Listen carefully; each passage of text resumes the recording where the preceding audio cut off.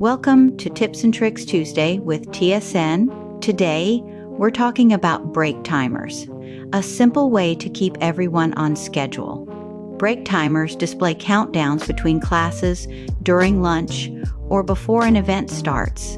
Setting them up is easy. Go to the Message module and click the Breaks tab at the top. Click Add Break in the top right corner. Name your break, select location, and customize the settings, including time, message, days, and background color.